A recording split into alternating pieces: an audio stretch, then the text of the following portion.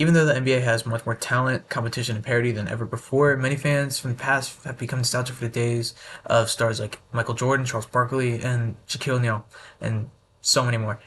Even though that's okay to feel nostalgic for those players and that era of basketball in general, people tend to trick themselves into thinking that that was the best era of basketball. I'm here to tell you that that is not the best era of basketball.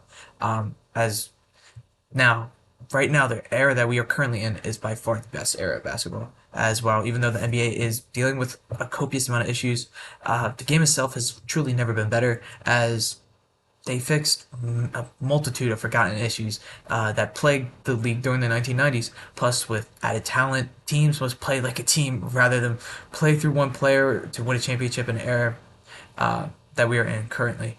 So to start off with, my first point is basketball is much more of a team sport now more than ever, as teams led with by high-profile players with a mediocre to subpar supporting cast tend to fail really early on in the playoffs, even if they do end up winning 50 games in the regular season. An example of that is truly the 76ers with Joel Embiid throughout his entire run here, as even though he's been one of the best players by far in all of basketball, disregarding this year, um, he's been surrounded by subpar supporting cast, and it shows by far in the second round as they tend to lose to the Boston Celtics almost every year. And this past year with with the New York Knicks, as they tended to sign the wrong guys, even if they got the right guys, or they tend to trade the wrong guys, even if they had them before, which truly always sucks.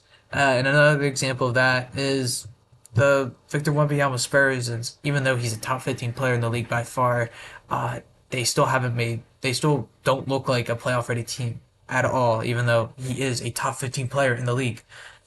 Uh, while in the 1990s, an example of a team like this is the 98 San Antonio Spurs, led by David Robinson and very young Tim Duncan, who won the finals that year. As you know, even though the Spurs tend to play a more team-oriented style basketball. After those two guys, the next best player on the team was Sean Elliott, who averaged 11.2 points per game according to Basketball Reference. Wow, in today's league, to win a championship, uh, a great example is the 2023 Denver Nuggets, as Nikola Jokic had by far the best supporting cast in the entire league, and he was able to draw defenders to him to pass to his teammates, who were not only great at shooting but great at cutting to the rim, and they were all very, very smart and very well coached. Um, Next point is super teams are not a sustainable way to win in today's league as well. A super team, by definition, is a team led by three superstars or more, or two superstars and one fringe superstar, and their roster. And but they usually have they lack a good supporting cast again. An example of that is the 2021 Brooklyn Nets, as this article right here states. Hence, with high expectations, they were set that were set for the team that season. Some reports even said them to be favorites to win the 2020 championship. They crashed out with the playoffs in the second round in the Eastern Conference, and the following season were swept 4-0 by the Boston Celtics in the first round. Mind you, the Celtics did not make it past the conference finals that year, and not only that, they spent $115 million in cap space, which pretty much limited them from getting any other players in free agency, even though they had two MVPs on the roster and 32 combined total All-Star appearances between the three guys. Uh, while in the 1990s, if you take the Chicago Bulls, for example, Scottie Pippen was on a 5-year, $18 million contract, which at the time was a severe underpayment of the player, and he was very mad about that, very, very vocal about it. However, it was allowed them to get players like Steve Kerr, Tony Kukoc, and so many more, Ron Harper, that allowed them, and Dennis Rodman as well, that allowed them to stay a contending team and win 6 NBA Finals.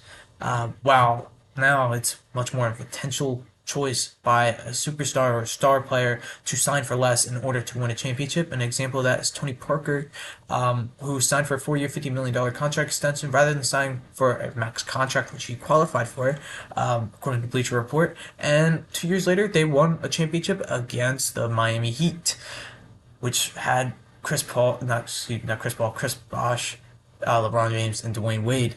And my final point is the three-point era. So nowadays, you tend to see players shoot way more threes. While back in the day, they did not shoot threes. It was much more back to the basket, physical play, but the play now is still very physical as free throw attempts are still up.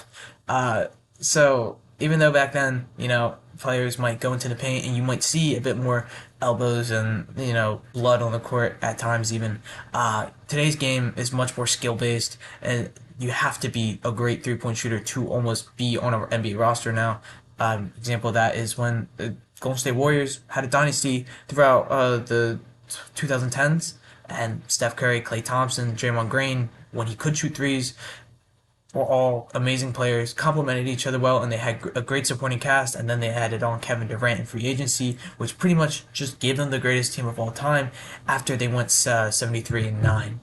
Uh, I also have shot tracker graphs as well during the presentation. Well, in the 90's they ran a triangle offense and it focused much more on long mid-range jump shots and layups. So in conclusion, while the NBA of the past has a multitude of stars, today's league is much better compared to the past, as it still has the big name stars with overall better play and unselfishness that leads to championships.